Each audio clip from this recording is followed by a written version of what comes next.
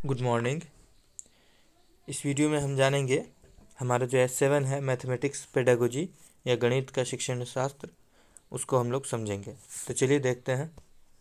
पढ़ने के लिए बहुत है, समय कम है, इसलिए बस उस चीज़ को ही हम कोशिश किए लाने का जो कि आपके कॉन्सेप्ट के लिए बेहतर है और आपको एग्ज़ाम में उसका जो बेस टाइप है, मतलब उसकी जानकारी आपको, प्राइमरी नॉलेज आपको होना बहुत ज़रूरी है। तो उसी को देखते हैं हम लोग सबसे पहले। तो यूनिट 1 है हमारा गणित शिक्षण की प्रविधियां और संसाधन। तो पहले इसको समझ लेते हैं। गणित शिक्षण की प्रविधियां कहने का मतलब हम किस किस तरह से गणित बच्चों को सिखा सकते हैं। जो कि भावी शिक्षक हैं, शिक्षक बनने जा रहे हैं, तो बात यहीं पर आएगी कि किस तरह से हम बच्चों को गणित सिखा सकते हैं और सिखाने में हम किस किस प्रकार के संसाधन। अब संसाधन ये नहीं है कि हम जो देख रहे हैं वही संसाधन हुआ। कुछ मूर्त संसाधन है, कुछ अमूर्त संसाधन है, जिसके बारे में हम आगे जानेंगे। जिसे हम तो देख कुछ है जो कि जिसे हम टच कर पा रहे हैं, देख पा रहे हैं। कुछ ऐसा है जिसे हम न देख पा रहे हैं न छू पा रहे हैं, सिर्फ उसे हम पेपर पेन के जरिए हल कर पा रहे हैं, तो वो भी संसाधन है। आगे अब देखते हैं। आगे हमारा गणित। गणित है क्या? सबसे पहले गणित को समझते हैं। यह स्थान और मात्रा का विज्ञान है जिसमें तर्क की प्राथमिकता होती है। स्थान और मात्रा के कैसे है, इसको जरा समझ लेते हैं पहले। स्थान, देखिए कोई भी चीज़ जो है कि अर्थ पर 3 डायमेंशनल में ही होता है, 3D में ही है हम लोग जो देखते हैं। तो स्थान इस तरह से हुआ, XYZ का जो एक्सिस होता है, इसमें हम किसी को भी रखते हैं तो उसकी लंबाई, चौड़ाई और ऊंचाई तीनों पता चल जाती है। तो इस तरह से ये स्थान का ज्ञान हुआ, विज्ञान हुआ। और मात्रा कैसे है किसी भी चीज़ का कुछ ना कुछ तो क्वांटिटी है, और मैथ तो पूरी तरह तर्क ही है, तो इसकी प्राथमिकता होती है। अब देखिए ये लिखा हुआ है, आप इसको समझ लीजिएगा इसको पढ़ लीजिएगा, हम समझा देते हैं।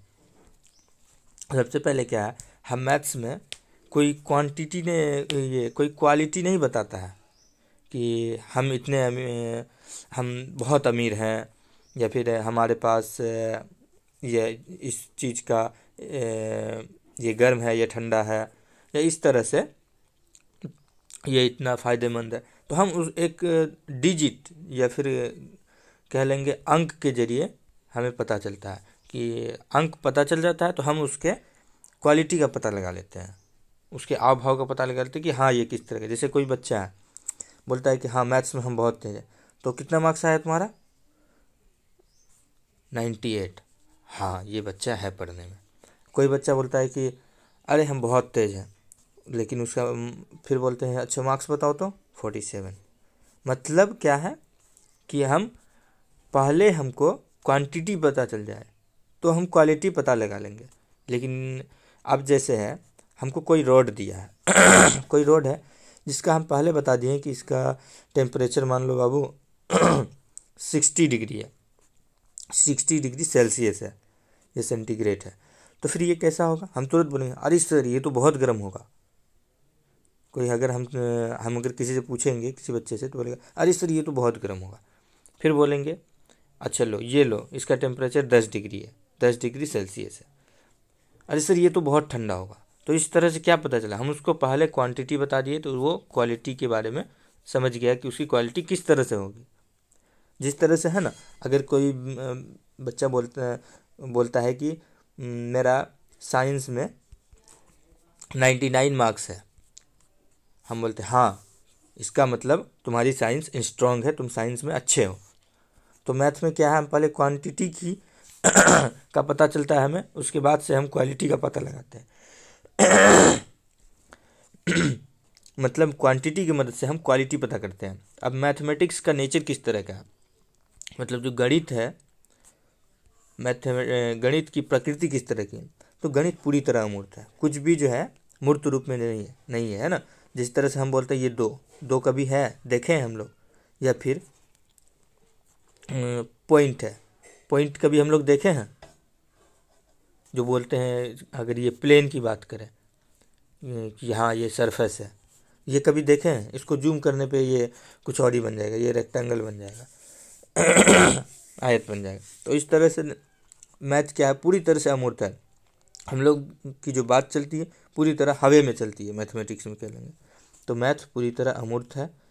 जिस तरह से हम उदाहरण दिए, 2 है या 3 है, तो ये हम लोग देखते ही नहीं हैं, कभी देखे हैं असल में। वो संख्याओं को, जैसे कोई 2 सेब है, एप्पल है, तो इसको दिखाने के लिए हम दिखा देते हैं कि हाँ ये 2 एप्पल है, तो इसको हम इस तरह से डिनोट कर देते हैं कि हाँ ये 2 एप्पल है ना। और तार्किक है, तार्किक किस तरह से, पूरी तरह से ये तर्क पर निर्भर करता है। हमें रूल मालूम है, थ्योरम पता है, तो उस आधार पर हम बोलते हैं। जे कोई ट्रायंगल है इस तरह का, अगर उसमें दिया हुआ है ये एंगल एक्स है, तो फिर ये एंगल कितना होगा, तो हम 180 में घटा देते हैं इतना। कैसे कि हम तर्क किए, हमारे ये तर्क शक्ति किया कि इन दोनों को जोड़ करके 180 होता है, तो इसको घटा दो तो ये निकल जाएगा। तो ये पूरी तरह तर्क पर बेस्ड है मैथ्स। अब इसके बाद है as a tool. Mathematics as a tool हम लोग यूज करते हैं अदर सब्जेक्ट को पढ़ने के लिए ये एक टूल है, मतलब एक औजार है। Helps to understand other subject, मतलब अन्य विषयों को समझने में ये मदद करता है। जैसे देख लेते हैं, फिजिक्स पूरी तरह से मैथ्स पर निर्भर है ना। हिस्ट्री देख लीजिए, सिविक्स देख लीजिए।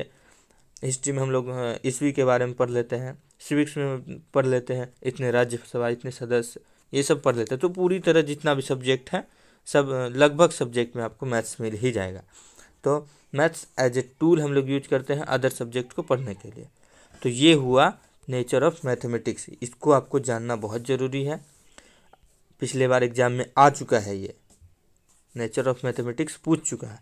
तो आप यदि इस बार उम्मीद है नहीं आना चाहिए, अब कैसे कहा जा सकता है, लेकिन फिर भी एक बार आप लोग अपने दिमाग में रख लेना है।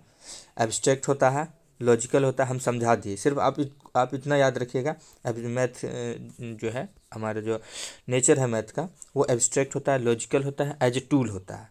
एज ए टूल या फिर टूल भी लिख सकते हैं आप,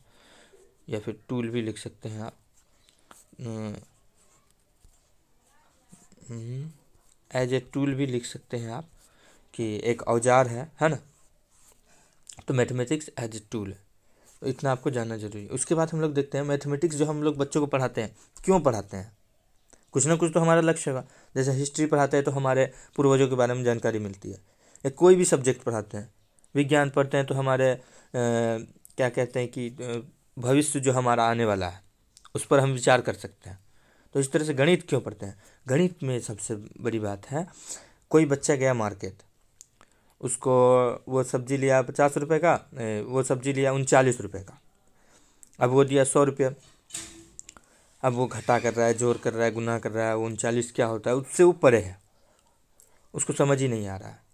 तो क्या है, बच्चे अनभिज्ञ हैं। तो सबसे पहला लक्ष्य यही है, और मेजर लक्ष्य या हायर एम जो है हमारा, वो यही है कि बच्चों के दिमाग का या व्यवहार का, थिंकिंग एबिलिटी का क्या करना, मैथमेटाइजेशन करना। जो थिंकिंग है उसका ही हम मैथमेटाइजेशन कर देंगे। मतलब ये है, वो दिन में 24 घंटा होता है, मतलब जैसे कि अब वो जान रहा है कि हम 9 बजे स्कूल जाएंगे, 6 बजे 3 बजे स्कूल से आएंगे, उसके बाद फिर हम 1 घंटा खेलेंगे, खाएंगे, ये करेंगे, वो करेंगे, मतलब इस तरह से वो अपना एक रूटीन में लगा रहा है। तो यही व्यवहार में मैथमेटाइजेशन, बच्चों के मानसिकता का मैथमेटाइजेशन करना, दिमाग का, विचारों का, व्यवहारों का मैथमेटाइजेशन करना, गणितीयकरण करना, यही है कि बच्चों के व्यवहार में हम गणित ला दें। अब जिस तरह से एक और उदाहरण लेते हैं, एक बच्चा है, गया क्रिकेट खेलने, खेल कर अच्छा खेला, बहुत अच्छा खेला, आ गया। दूसरा बच्चा क्या गया, वो समझ रहा है कि 60 रन चाहिए, 5 ओवर है हमारे पास, तो 1 ओवर में कितना रन चाहिए, इस तरह से वो दिमाग लगा कर खेल लेता है। तो ये हुआ मैथमेटाइजेशन करना, गणितीयकरण करना बच्चों का।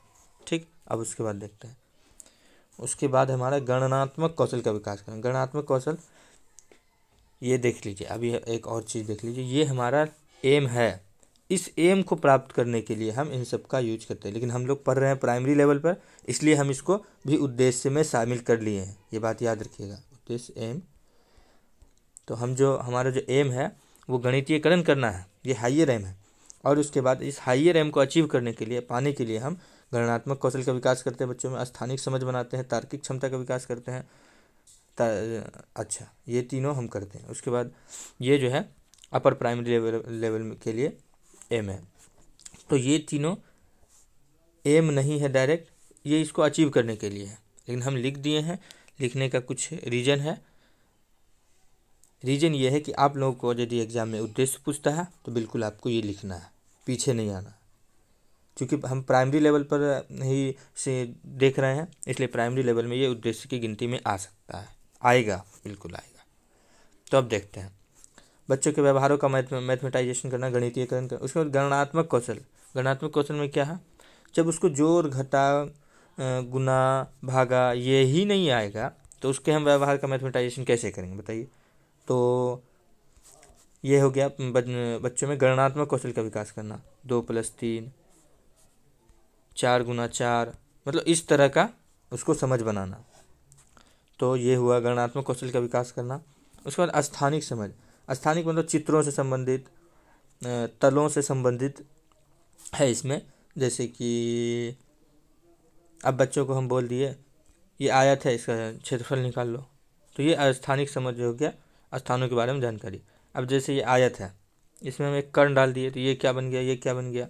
तो इस तरह से अब जैसे बोल दिए कि ये एक ट्राइंगल है, ये 90 डिग्री है, तो कि ये किस तरह का ट्राइंगल हुआ, या फिर ये ट्राइंगल का नाम दे दिए तो ये इसका ये कितना होगा।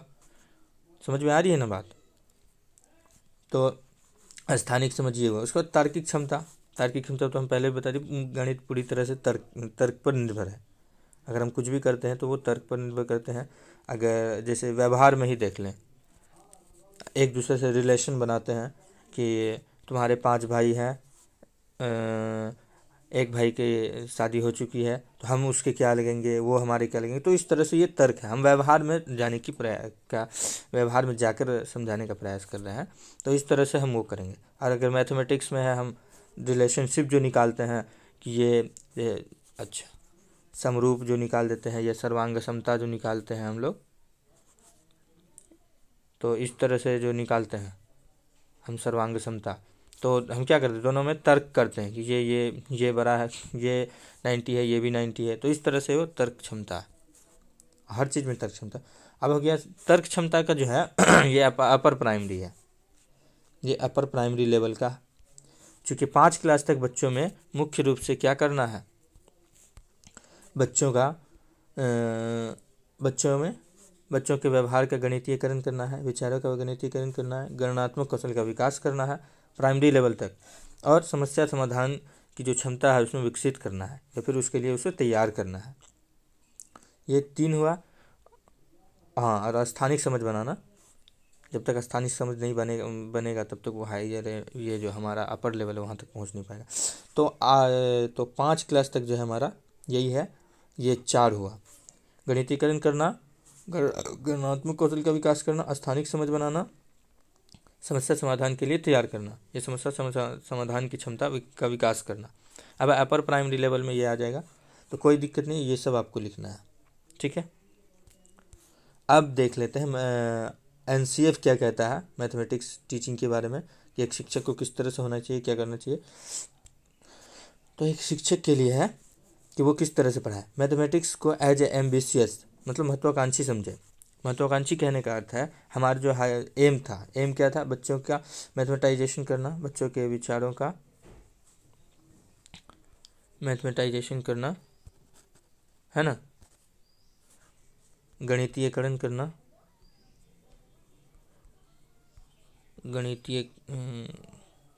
बच्चों के विचारों का, व्यवहारों का गणितीयकरण करना है। एम्बिशियस में यही है। तो यही है हमारा महत्वाकांक्षी, इस तरह से है कि हमें उसमें उसका जो व्यवहार है उसका मैथमेटाइजेशन कर दें, गणितीयकरण कर दें। अब कोहेरेंट कहने का मतलब है, सुसंगत कहने का मतलब कि उसके व्यवहार से जुड़ा हुआ हो, तभी ना वो पढ़ेगा। हर विषय में इस बात को याद रखिएगा, हर विषय में कोहेरेंट या सुसंगत जैसा लफ्ज़ आपको, कोरिलेटेड, ये आपको मिलेगा ही। कोरिलेटेड, कोहेरेंट, इस तरह का वर्ड आपको मिलेगा ही। तो सुसंगत, ये दैनिक जीवन से जुड़ा हुआ, व्यवहारिक जीवन से जुड़ा हुआ। तो ये जो हमारा एम है लगभग रहेगा ही। अच्छा, ये mathematics teaching according to NCF कैसा होना चाहिए, महत्वाकांक्षी होना चाहिए, सुसंगत होना चाहिए, और ये इम्पोर्टेंट भी होना चाहिए। इम्पोर्टेंट क्यों होना चाहिए? चूँकि हमारे दैनिक जीवन से रिलेटेड है, और जो दैनिक जीवन से रिलेटेड है वो इम्पोर्टेंट है। गणित हमारे डेली लाइफ से या प्रोफेशनल लाइफ से जुड़ा हुआ है, इसलिए गणित पढ़ना आवश्यक है या महत्वपूर्ण है। अब प्रोफेशनल लाइफ से कैसे है? जैसे देखिए, कोई आदमी रोजगार कर रहा है, मजदूरी करता है, उसको पता है कि एक दिन में हमको, अच्छा ऐसे नहीं देखते हैं, उसको कोई महीने पे काम करता है, ठीक है, 30 दिन, एक दिन का उसको मिलता है 350 रुपया, 350 रुपया मिलता है। वो 30 दिन काम किया, 30 दिन काम करने पर उसका क्या हो जाएगा? उसको जितना मिलना चाहिए, उसको मिलना चाहिए,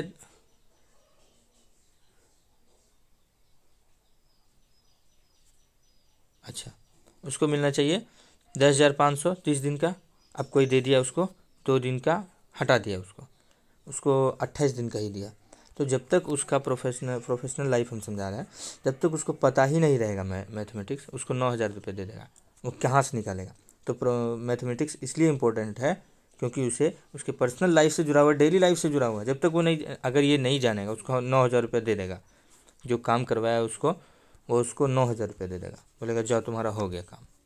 वो क्या करेगा? चल देगा, अगर नहीं पता रहेगा। तो इसलिए मैथमेटिक्स इंपॉर्टेंट है, क्योंकि वो हमारे डेली लाइफ से जुड़ा हुआ है। समझ में आ गया?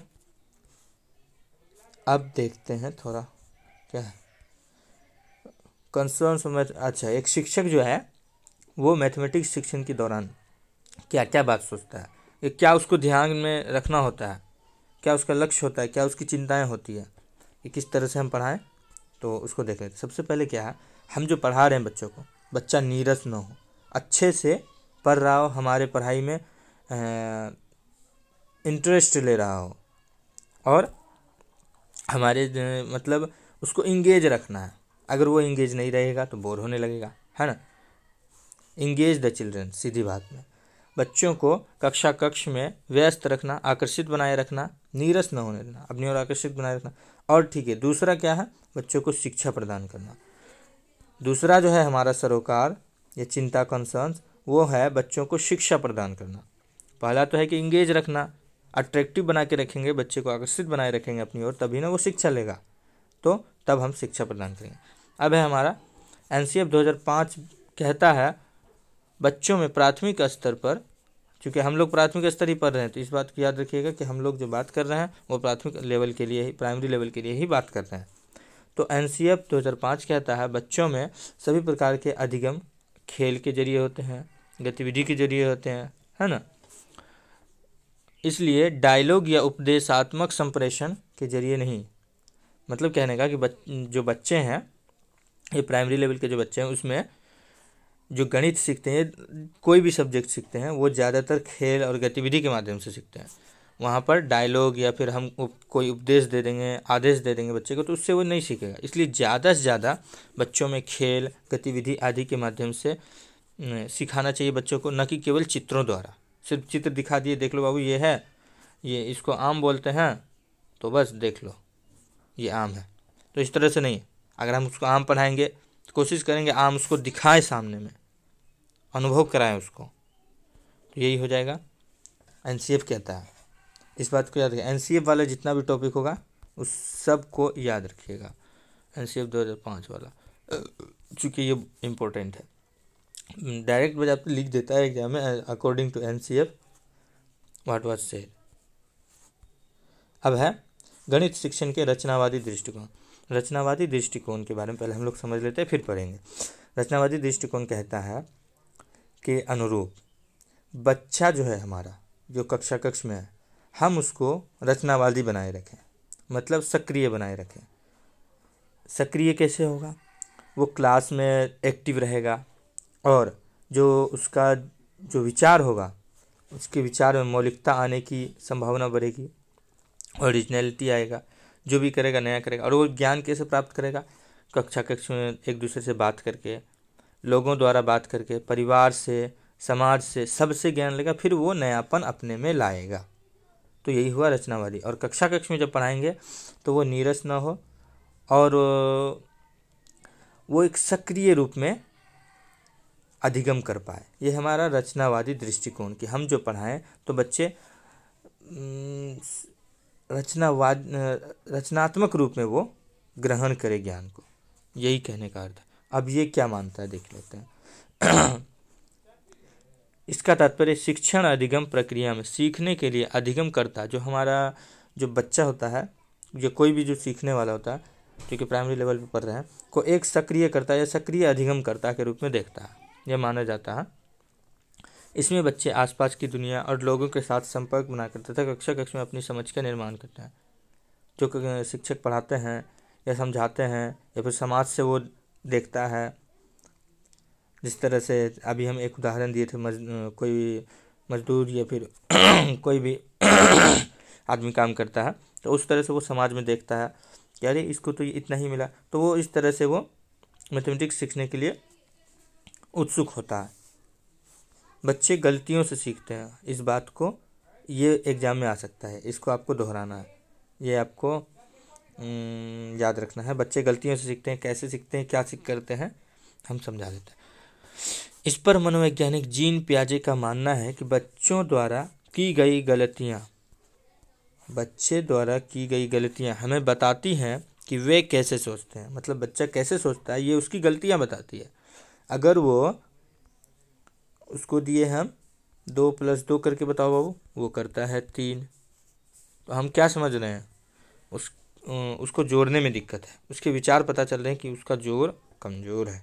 अब इसको कैसे सुधारा जाएगा, हम उसको अनुभव कराएंगे, मूर्त वस्तुएं लाएंगे उसके सामने में, तब उसको शिक्षण कराएंगे, तो उस तरह से वो फिर सीख जाएगा।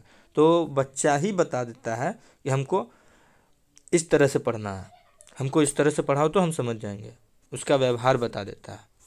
यही है कि गलतियों से सीखते हैं। अब जीन पियाजे कहते हैं, जीन पियाजे का कहना है, बच्चों का मानना है कि बच्चों द्वारा की गई गलतियां हमें बताती है कि वे कैसे सोचते हैं, और वही गलतियां उसकी सोच को समझने का, जानने का, उनके सोच में झांकने का, उनके विचारों को जानने का एक रास्ता है या तरीका है, या वही जो गलतियां हैं वो हमें एक रास्ता देती है कि देखो हमारा ये लेवल है, हमें तुम इस तरह से पढ़ा सकते हो, यही है। अब इसके बाद सीखने के संभावित क्रम जो है हमारा, सीखने सिखाने के संभावित क्रम, अभाची प्रो का फुल फॉर्म है, इसका अ से अनुभव, भाषा, चित्र, प्रतीक, इन सबको याद रखना है। अनुभव, भाषा, चित्र, प्रतीक। अब देख लेते हैं ये इसका क्या योगदान है हमारे शिक्षण अधिगम प्रक्रिया में। अच्छा, ये खत्म हो गया है, अब शांति से देखिए, आराम से।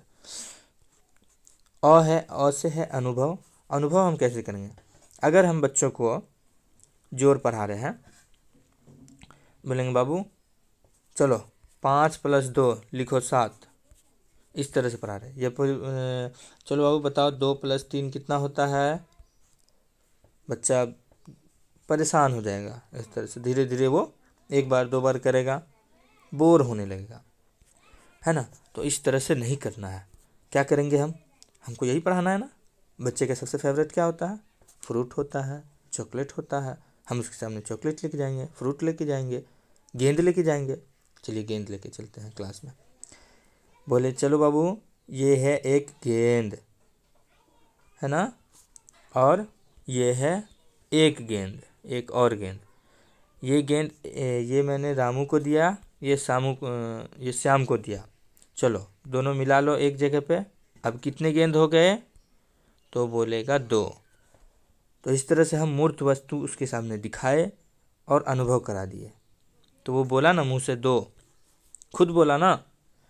तो इस तरह से अब क्या लिखेंगे हम उसको, मूर्त वस्तु दिखाए, और यहीं पर भाषा की भी बात आ जाएगी। अब जो वो 2 बोला तो हम 2 उसको ऐसे नहीं बोलेंगे, देखो 2 इसको ऐसे करते हैं, चलो, क्योंकि वो भाषा जो होता है बच्चे का, वो एक्वायर किया हुआ था, अर्जित किया हुआ था, इसलिए भाषा वो जल्दी सीखेगा। इसलिए हम उसको 2 भाषा में लिख कर के दिखाएंगे।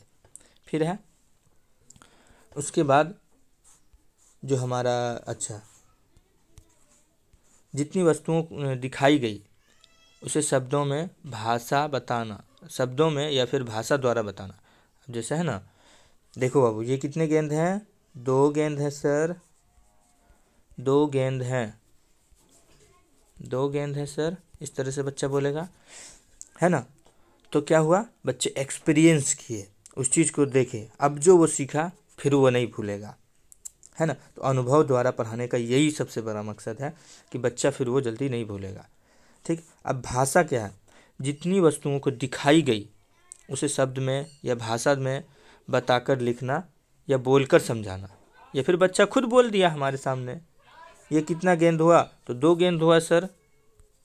चलो 2 लिखो बाबू, कैसे लिखते हैं तुम, लिखते हो भाषा में, सर ऐसे लिखते हैं, है ना। अब क्या हुआ, भाषा भी समझ में आ गया। फिर बोलेंगे अच्छा चलो बाबू तुम तो समझ गया कि बॉल क्या है, चलो अब बॉल को रख देते हैं, चलो बोर्ड पर फिगर बनाते हैं बॉल का। हाँ सर ये बॉल है, अभी तो हम देखे। चलो अब क्या करेंगे, चलो ये क्या बॉल है, हमारे पास उस समय कितने ये क्या है सर, बॉल है, ये बॉल है, ये बॉल है। उस समय कितने बॉल थे, 2। अभी कितने बॉल है बच्चों, 3। तो अब क्या हो गया, चलो जोड़ो, एक ये सर 3 बॉल हुए। चलो लिखो एक साथ, ये सर हम लिख लिए। तो इस तरह से बच्चे में मूर्त रूप से चित्र द्वारा हम अनुभव कराए, भाषा सिखाए, अब उसे हम चित्र पर ले आए। या फिर इस तरह से नहीं तो बोलेगा चलो लिखो बच्चों सर 3, इस तरह से लिखेगा ना। अब क्या है, अब उसे हम लास्ट में प्रतीक पर लाएंगे। प्रतीक कहने का कि चलो बच्चे देखो, एक, अब तुम्हें चलो अब हम तुम लोगों को गिनती सिखाते हैं। गिनती तो वैसे सीखा होता है, लेकिन एक बार फिर हम रिवाइज कर देंगे।